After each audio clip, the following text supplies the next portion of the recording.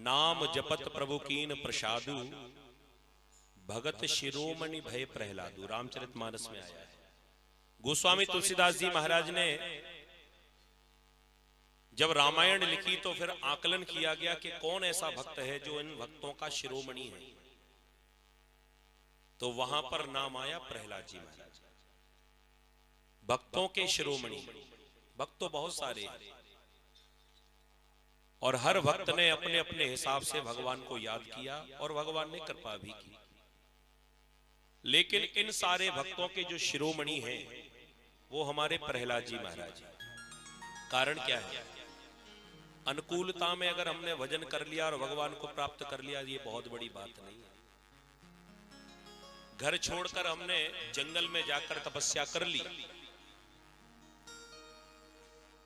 तो ये बहुत बड़ी बात नहीं है, मन तो लग ही जाएगा। लेकिन सबसे बड़ी बात क्या है? जो घर में रहकर भी तुम्हारा परमात्मा के चरणों में मन लग जाए। और विषम परिस्थिति में थोड़ा इसका इको कम करेंगे। बोलिए भक्त वत्सल भगवान की। विषम परिस्थिति में भी प्रभु का नाम याद रहे, ये सबसे विशेषता बात। घर में पति की सेवा करते हुए,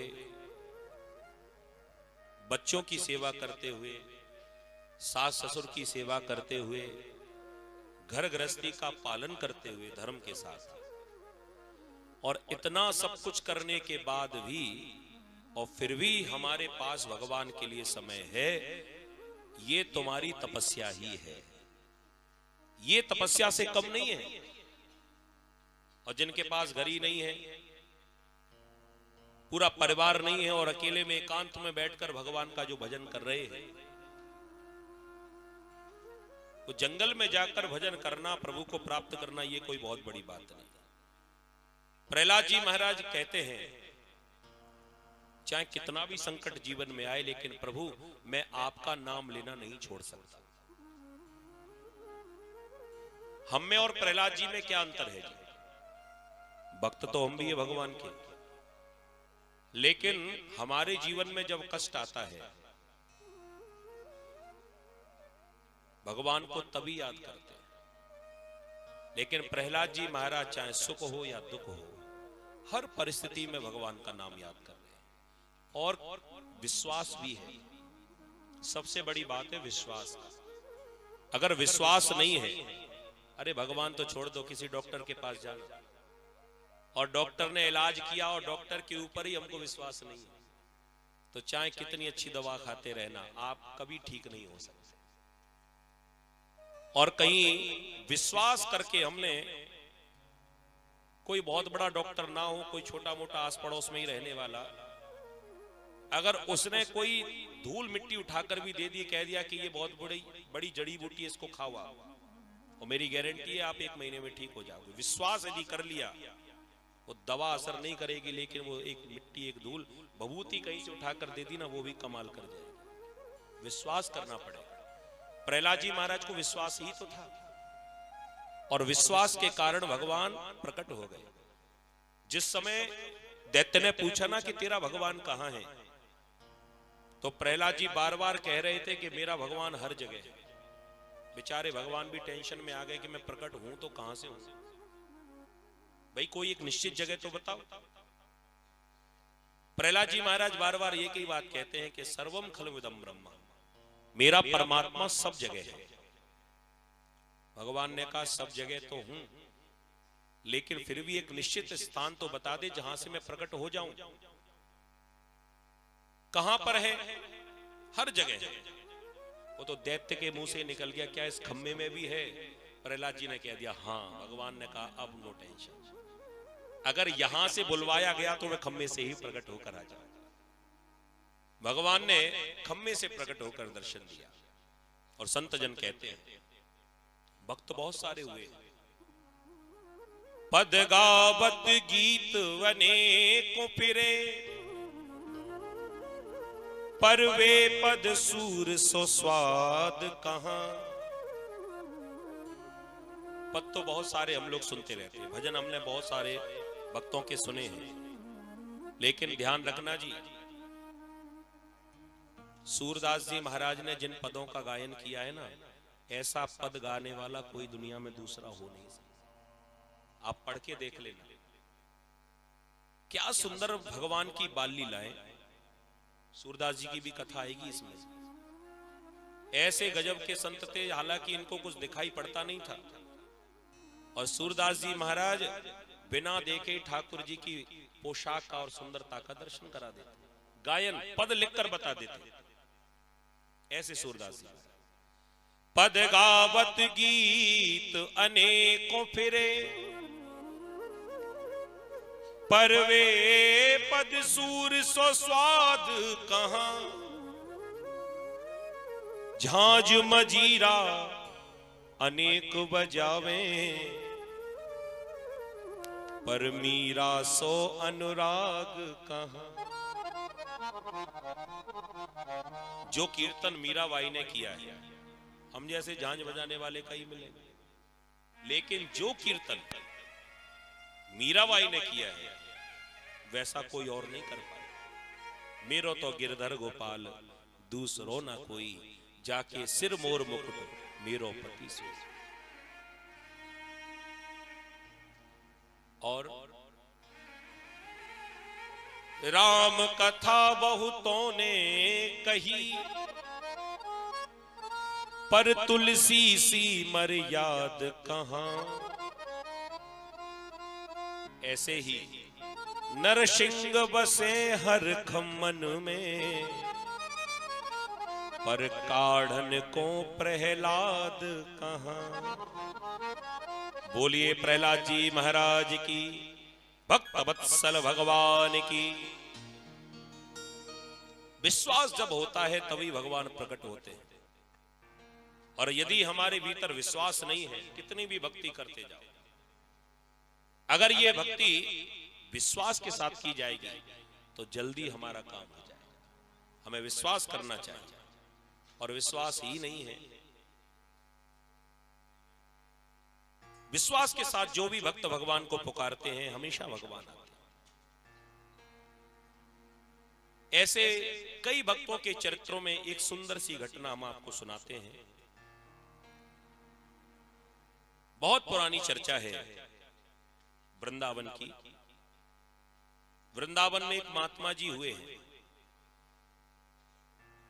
जब ये संत बन गए तो लोग इनको हमेशा जब भी आते थे तो संत नहीं कहते थे आइए संत जी, ये नहीं कहते थे, सब कहते थे आइए जज साहब। जज साहब कहकर उनको पुकारते थे आइए। किन्हीं दूसरे संतों ने पूछा कि ये बाबा जी को जज साहब क्यों कहा जाता है। तब ये चर्चा सुनाई गई कि पहले ये जज ही थे। कितने सुंदर भक्तों की चर्चा। ये कन्हैया जिसको लग जाए ना, चाहे कोई कितने बड़े पद पर हो, और बहुत पुरानी बात नहीं, आज से 10 साल तो नहीं हुए होंगे, 7-8 साल पुरानी बात। आपने देखा कि उत्तर प्रदेश में एक IAS IPS कोई ऑफिसर थे, बिहारी जी की छवि पर ऐसे रीझ गए कि अपना पूरा पद का इस्तीफा देकर और सुंदर ठाकुर जी की गोपी बनकर और वृंदावन में आज भी नाच। आज भी ये कन्हैया है ही ऐसे। दूसरे संत ने बताया कि पहले जज ही थे। तो फिर ये साधु कैसे बन गए। कह दिया इनके साथ एक बहुत विचित्र घटना घटी। साक्षात्कार हो गया भगवान का। दक्षिण की ये घटना है, साउथ के रहने वाले थे, वृंदावन बाद में आकर रहे। एक छोटा सा गांव दक्षिण में, वहां पर एक व्यक्ति केवट जाति का, केवट जानते ना, नाव चलाने वाला, वो नाव चलाने वाला व्यक्ति, इनके 2 बेटा और 1 बेटी थी। घर में बहुत गरीबी थी। बेटी जब बड़ी हुई तो विवाह की चिंता होने लगी। पत्नी जल्दी ही समाप्त हो गई थी। विवाह के योग्य बेटी हुई। बोली वृंदावन बिहारी लाल की। विवाह के लिए जब बेटी हुई तो बेटों ने कहा कि पिताजी, हम अपनी बहन का विवाह धूमधाम से करना चाहते हैं, आप चिंता मत करना, आप तो सेठ जी के पास जाओ और वहां से कुछ उधार ले आओ, और जब सेठ जी उधार देंगे विवाह कर लेंगे, उसके बाद में हम मेहनत करेंगे दोनों भैया, और जो उधारी है वो से चुका देंगे। वो केवट गया सेठ जी के पास और कहा कि महाराज, विवाह के लिए पैसे की आवश्यकता है। सेठ जी ने कहा ले जाओ, कोई बात नहीं, ब्याज पर पैसा देते थे। तो ब्याज की दर तय हो गई कि कितना % ब्याज लगेगा, और उस हिसाब से आप जितनी देर करेंगे उतना ब्याज आपको देने पड़ेगा। कह दिया कि चिंता मत करो, हम देते रहेंगे, हमारे बेटे हैं, वो हमेशा ईमानदारी से ही चलने वाले हैं, कभी अधर्म का काम नहीं करते, हम आपका पाई पाई चुकाएंगे। बेटी का विवाह हो गया, बेटी विदा हो गई। दोनों बेटों ने शहर में जाकर काम किया।